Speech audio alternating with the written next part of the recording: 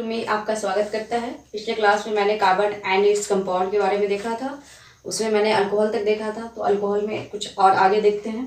तो denaturation of alcohol पूछता है। डीनेचुरेशन ऑफ अल्कोहल, अल्कोहल में कौन से क्या मिक्स करने पे डीनेचुरेशन ऑफ अल्कोहल का डीनेचुरेशन होता है, विकृतीकरण होता है। तो ये हमने इथेनॉल के बारे में यूज़ किया था कि इथेनॉल मैंने जाना था क्या किस पर्पज से यूज़ करते हैं, ड्रिंकिंग पर्पज से यूज़ करते हैं। तो ये ड्रिंकिंग पर्पज से यूज़ करते हैं। इसमें जब इथेनॉल मिला देते हैं तो अल्कोहल का डीनेचुरेशन हो जाता है, ठीक है, विकृतीकरण हो जाता है। तो इथेनॉल और मिथेनॉल का मिक्सचर बनाते हैं तो वो डीनेचुरेशन ऑफ अल्कोहल कहलाता है, ठीक है। तो ये ध्यान रखेंगे, इथेनॉल और मिथेनॉल का मिक्सचर, ठीक है। पावर अल्कोहल, जो ठंडे प्रदेश में जो है पेट्रोल आपके जम जाते हैं, इसलिए पेट्रोल में क्या मिला करके यूज़ किया जाता है, इथेनॉल का 10% यूज़ किया जाता है। तो पावर अल्कोहल भी कहता है कि क्या होता है, तो जिसमें 90% पेट्रोल रहता है और 10% इथेनॉल, इथेनॉल C2H5OH इथेनॉल को मिक्स करके यूज़ किया जाता है, ठीक है। फिर अगला आपके इससे क्वेश्चन बनते हैं। तो ये सब कुछ क्वेश्चन जो बनते हैं, क्वेश्चन पूछे जा सकते हैं। फिर पूछता है कि जब इथेनॉल का ऑक्सीडेशन कराते हैं मतलब ऑक्सीकरण कराते हैं, ऑक्सीजन के साथ वो कंबाइन करता है तो क्या बनाता है, ठीक है। तो इथेनॉल का जब ऑक्सीडेशन कराते हैं ऑक्सीजन के साथ वो कंबाइन करेगा। यहाँ कैटलिस्ट दे दिए हैं, या तो एसिडिक पोटेशियम डाइक्रोमेट K2Cr2O7 या आपके अल्कलाइन KMnO4 क्षारीय पोटेशियम परमैंगनेट के प्रेजेंस में। ये दोनों में से किसी एक के प्रेजेंस में क्या होता है, इथेनॉल का ऑक्सीडेशन हो जाता है, मतलब ऑक्सीजन के साथ कंबाइन करके क्या बना लेता है, इथेनोइक एसिड, जिसे दूसरा नाम इथेनोइक एसिड का नाम ध्यान रखेंगे क्या होता है, एसिटिक एसिड भी कहते हैं, ठीक है, एसिटिक एसिड। तो ये सब क्वेश्चन आपके बनते हैं, ठीक है। यहाँ से इथेनॉल के बारे में ध्यान रखेंगे कि इथेनॉल का जब ऑक्सीडेशन करवाएंगे किसके प्रेजेंस में, तो आपके एसिडिक मीडियम में K2Cr2O7 और या फिर अल्कलाइन मीडियम में पोटेशियम परमैंगनेट, इसके प्रेजेंस में जब कराएंगे तो ऑक्सीकरण हो जाता है इथेनॉल का और बन जाता है क्या, इथेनोइक एसिड, या इसी का नाम दूसरा है एसिटिक एसिड, ठीक है। एसिटिक एसिड के बारे में आप जानते ही हैं कि ये कहाँ यूज किए जाते हैं। कहता है विनेगर में कौन सा एसिड पाया जाता है, तो ध्यान रखेंगे एसिटिक एसिड, ठीक है। विनेगर में कौन सा एसिड पाया जाता है, तो एसिटिक एसिड, ठीक है। उसी तरह से आपके एक क्वेश्चन बनता है जो हमेशा आपका बीपीएससी क्वेश्चन पूछता है, फर्मेंटेशन मेथड, कि फर्मेंटेशन मेथड से इथेनॉल को कैसे ऑब्टेन किया जाता है। फिर फर्मेंटेशन मेथड से इथेनॉल को कैसे ऑब्टेन किया जाता है, तो यहाँ पे देखेंगे इसका रिएक्शन। जब हम सुक्रोज C12H22O11, ठीक है, O11 को क्या करवाते हैं, इन्वर्टेज एंजाइम के प्रेजेंस में रिएक्शन कराएंगे, इन्वर्टेज, ठीक है, इन्वर्टेज एंजाइम के प्रेजेंस में और ईस्ट माइक्रो ऑर्गेनिज्म के प्रेजेंस में। तो ये रिएक्शन करा करके क्या बनाता है, C6H12O6 प्लस C6H12O6 प्लस फिर C6H12O6, ठीक है। लेकिन ये दोनों अलग अलग है। इसका नाम आता है ग्लूकोज और दूसरा इसका नाम आता है आपका फ्रक्टोज, ठीक है। फ्रक्टोज क्या बोले कि जब सुगर लिए हैं आपने, सुक्रोज जो लिए, तो इसका जब आप वाटर के साथ कंबाइन किए, रिएक्शन किए, किस एंजाइम के प्रेजेंस में, इस एंजाइम का नाम पूछ देता है। तो इन्वर्टेज एंजाइम के प्रेजेंस में और किस माइक्रो ऑर्गेनिज्म के प्रेजेंस में, तो ईस्ट माइक्रो ऑर्गेनिज्म के प्रेजेंस में। तो ये दोनों रिएक्शन करके क्या बनाता है, एक ग्लूकोज बनाता है, दूसरा फ्रक्टोज बनाता है, ठीक है। ग्लूकोज यहाँ लेते हैं, ग्लूकोज फर्दर रिएक्शन करके किस एंजाइम के प्रेजेंस में, तो यहाँ रखेंगे, याद रखेंगे कि जाइमेज एंजाइम, ठीक है, और आपके माइक्रो ऑर्गेनिज्म ईस्ट के प्रेजेंस में टूट करके क्या बनाता है, इथेनॉल बना लेता है।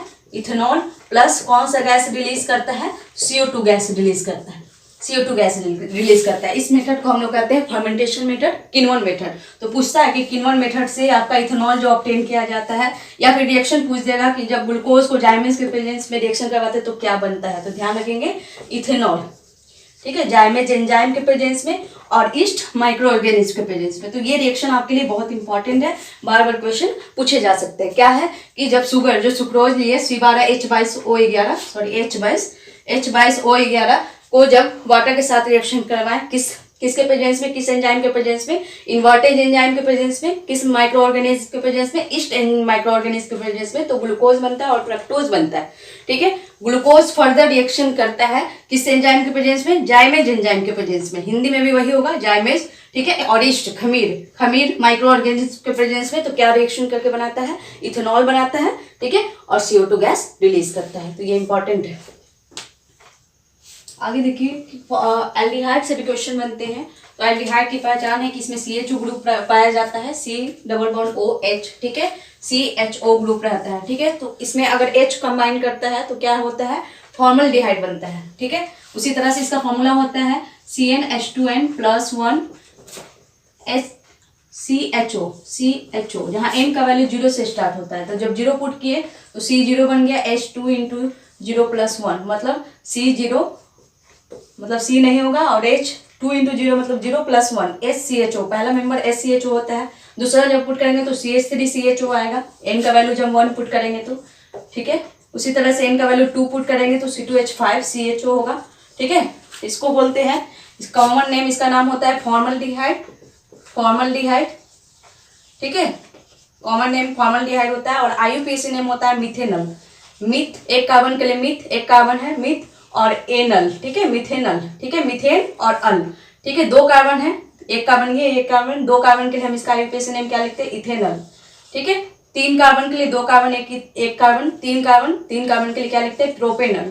इस तरह से ब्यूटेनल। इस तरह से n का वैल्यू जब 3 पुट करेंगे तो C3H7CHO तो हो जाएगा ब्यूटेनल। ये सब आपके उतने इंपॉर्टेंट नहीं है, सिर्फ ये ध्यान रखेंगे, इसके क्वेश्चन बनता है। ठीक है, तो फॉर्मल्डिहाइड से क्या क्वेश्चन बनता है, फॉर्मल्डिहाइड से क्वेश्चन बनता है कि फॉर्मेलिन क्या होता है, फॉर्मेलिन क्या होता है। ठीक है, तो formalin 40% aqueous solution of formaldehyde is called formalin. 40% aqueous solution मतलब पानी में आपका 40% फॉर्मल्डिहाइड का मिक्सचर होना चाहिए। ठीक है, एक्वस सॉल्यूशन मतलब आपके अगर 100 ml आपके सॉल्यूशन है तो उसमें 40 ml क्या होना चाहिए, फॉर्मल्डिहाइड। तो पानी के साथ मिक्स करके फॉर्मेलिन बनता है। और इसका जनरली यूज किए जाते हैं कहाँ, तो डेड बॉडीज जो होते हैं, इंसेक्ट्स वगैरह, इंसेक्ट्स जो कीड़े मकोड़े जो होते हैं, उसको डेड बॉडी को क्या करने के लिए, बहुत दिनों तक से ये प्रिजर्व करने के लिए, रखने के लिए यूज किए जाते हैं। ठीक है, तो फॉर्मेलिन के बारे में पूछता है, फॉर्मेलिन किसका सॉल्यूशन है, तो 40% एक्वस सॉल्यूशन ऑफ फॉर्मल्डिहाइड। ठीक है, एक्वस सॉल्यूशन मतलब जलीय विलयन। ठीक है, ये ध्यान रखेंगे। दूसरा बैकेलाइट फॉर्मेशन के बारे में क्वेश्चन पूछता है कि बैकेलाइट जो टीवी कवर वगैरह, ट्रांजिस्टर कवर वगैरह यूज किए जाते हैं, तो बैकेलाइट किससे बनता है, ये बार BPSC भी क्वेश्चन पूछा है। तो इसमें आपको ध्यान रखेंगे कि बैकेलाइट जब फॉर्मल्डिहाइड का रिएक्शन फिनॉल के साथ, ये फिनॉल है, इसका फॉर्मूला होता है C6H5OH। स्ट्रक्चर जब देखेंगे तो इस तरह से होता है C6H5OH। फॉर्मल्डिहाइड का जब फिनॉल के साथ रिएक्शन कराते हैं तो जो आपके बनते प्रोडक्ट वो क्या बनता है, बैकेलाइट। ध्यान रखेंगे। तो यहाँ पूछता है कि बैकेलाइट किससे बनता है, तो फॉर्मल्डिहाइड का जब फिनॉल के साथ रिएक्शन करवाते हैं तो बैकेलाइट बनता है। तो आप फॉर्मल्डिहाइड का यूज देखें कि कहाँ कहाँ यूज होता है। तो फॉर्मल्डिहाइड का यूज फॉर्मेलिन सॉल्यूशन बनाने के लिए यूज करते हैं, जिसमें आपको कीड़े मकोड़े जो होते हैं, जो इंसेक्ट्स वगैरह जो होते हैं, जैसे सांप वगैरह होते हैं, तो उसको बहुत दिनों तक प्रिजर्व रखने के लिए, आपको बहुत दिनों तक उसमें सेफ रखने के लिए डाला जाता है।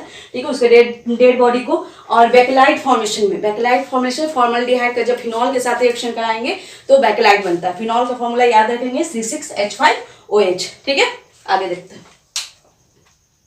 अब देखते हैं कीटोन से आपका क्वेश्चन जो बनता है। देखिए, इसकी पहचान है, CO ग्रुप होते हैं। ठीक है, इसका स्ट्रक्चर देखिए इस तरह से होता है। तो यहाँ पर जब फॉर्मूला पुट करेंगे तो यहाँ पर होता है CnH2n+1 CnH2n+1। ठीक है, और n का वैल्यू यहाँ 1 से पुट होता है, यहाँ भी n का वैल्यू 1 से, n' यहाँ मान सकते हैं। ठीक है, तो यहाँ पर जब 1 पुट करेंगे तो CH3CO पहला बनेगा। उसी तरह से C2H5CO दोनों तरफ करेंगे तो C2H5 इस तरह से होगा। अगर इधर एक करेंगे तो इस तरह से होगा C2H5COCH3, इस तरह से आपके होते हैं। ठीक है, तो यहाँ पे जब करेंगे तो इसका नाम क्या होता है, ध्यान रखेंगे। तो यहाँ पर होता है 1 कार्बन 2 3 कार्बन है, इसलिए नाम देते हैं प्रोपेन ओन। ठीक है, ONE1 लगा देते हैं लास्ट में। ठीक है, प्रोपेनोन। ठीक है, उसी तरह से यहाँ 2 है, 3 2 5 है तो पेंटेनोन। ठीक है, यहाँ देखिए 2 3 4 4 है तो ब्यूटेनोन, ठीक है, ब्यूटेनोन इस तरह से। लेकिन पोजीशन दिखाना होगा कि कहाँ पे CO ग्रुप है, तो यहाँ इधर से चलेंगे मिनिमम पे तो 2 ब्यूटेनोन हो जाता है, ठीक है। इधर से चलेंगे तो 2 इधर भी है 2 इधर भी है, तो इधर से भी चलेंगे 2 1 3 होगा तो 3 पेंटेनोन होगा, ठीक है। इधर से भी चलेंगे इधर से भी चलेंगे तो 2 होगा। तो ये सब आपको उतना इंपॉर्टेंट नहीं है, उतना क्वेश्चन नहीं पूछता है, सिर्फ इतना ध्यान रखिएगा फर्स्ट मेंबर ऑफ कीटोन जो होता है एसीटोन, ठीक है, एसीटोन CH3COCH3, इसका फॉर्मूला होता है CH3COCH3, ठीक है। इसका दूसरा नाम क्या होता है, प्रोपेनोन भी होता है, ठीक है, प्रोपेनोन। एसीटोन कॉमन नेम है, IUPAC नेम क्या है, प्रोपेनोन, ठीक है। इसका पूछता है यूज जो है वो कहाँ किया जाता है, तो ये जनरली थिनर जो नेल पेंट के रिमूवर जो यूज किए जाते हैं, नेल पेंट को रिमूव करने के लिए जो थिनर के रूप में यूज किए जाते हैं वो किससे बनता है, एसीटोन। उसमें क्या होते हैं, एसीटोन होते हैं, तो थिनर के रूप में यूज किए जाते हैं एसीटोन, ठीक है। साथ ही इसका यूज एनेस्थेटिक जो आपके हॉस्पिटल में बेहोशी करने के लिए यूज किए जाते हैं, बेहोश करने के लिए यूज किए जाते हैं, ठीक है। तो एसीटोन का मुख्य यूज यही है कि थिनर के रूप में यूज किए जाते हैं और बेहोशी के लिए, नशा के लिए भी यूज किए जाते हैं, ठीक है। यहाँ पे इतना ये ध्यान रखेंगे। अब देखेंगे क्लोरोफॉर्म जो है इसका फॉर्मूला होता है CHCl3, ठीक है। और इसका यूज कहाँ किया जाता है, तो जनरली जो रेफ्रिजरेटर वगैरह है, ठीक है, जो फ्रिज AC वगैरह होता है वहां यूज किए जाते हैं, ठीक है। साथ ही क्लोरोफॉर्म का भी यूज आपके बेहोशी करने के लिए, एनेस्थेटिक के लिए यूज किए जाते हैं। बेहोशी के लिए आपका ये भी यूज किया जाता है, ईथर भी यूज किया जाता है, ठीक है, कि एसीटोन भी यूज किए जाते हैं, ठीक है। यहाँ पे एनेस्थेटिक जो आपका लिखा हुआ है बेहोशी के लिए क्लोरोफॉर्म भी यूज किए जाते हैं, ठीक है।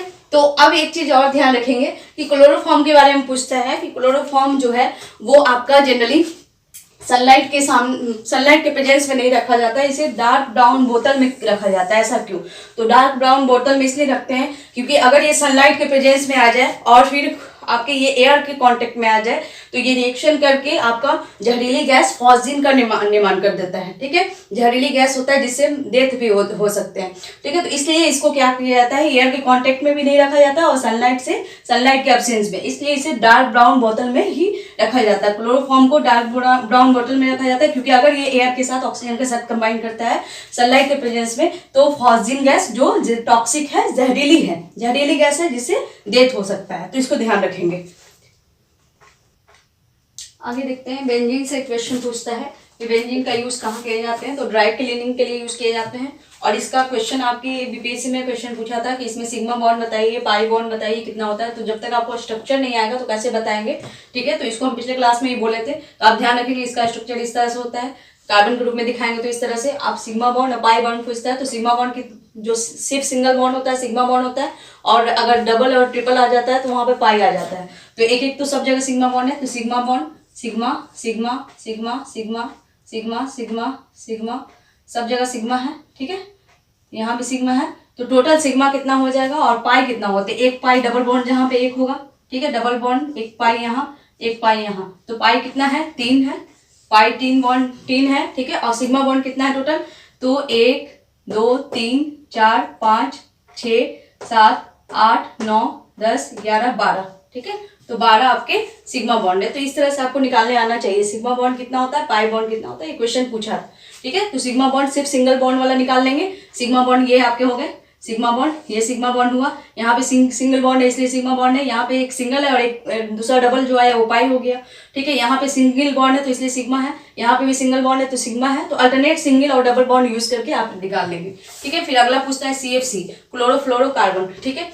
ये जो यूज इसका दूसरा नाम है फ्रियोन गैस के नाम से जाना जाता है क्लोरोफ्लोरोकार्बन, ठीक है। ये जनरली आपके यूज किए जाते थे AC गैस रेफ्रिजरेटर वगैरह में कूलिंग पर्पज से यूज किए जाते थे, लेकिन अब जो है इसे बैन किया गया क्योंकि ये ओजोन लेयर का डिप्लेशन करता है, क्षय करता है, ठीक है। ओजोन लेयर का क्या करता है, डिप्लेशन करता है, क्षय करता है, तो इसलिए अब अदर रेफ्रिजरेंट जो यूज किए जाते हैं इसके बदले कौन सा यूज किए जाते हैं, तो हाइड्रोफ्लोरोकार्बन या फिर लिक्विड नाइट्रोजन, ठीक है, या फिर लिक्विड अमोनिया, ठीक है, या फिर सॉलिड CO2 ड्राई गैस, ये सब आपके जो रेफ्रिजरेटर वगैरह में यूज किए जाते हैं वो अदर रेफ्रिजरेंट ये सब है, ठीक है। पहले CFC यूज होते थे लेकिन मॉन्ट्रियल प्रोटोकॉल जो यूज वहां पर आपके इसको बैन किया गया क्योंकि ओजोन लेयर आपके डिप्लेशन करता है, क्षय करता है, ठीक है। तो अदर रेफ्रिजरेंट कौन कौन है, हाइड्रोफ्लोरोकार्बन, ठीक है, लिक्विड नाइट्रोजन, लिक्विड अमोनिया या सॉलिड CO2, ये सब यूज किए जाते हैं जो ड्राई गैस भी कहलाता है।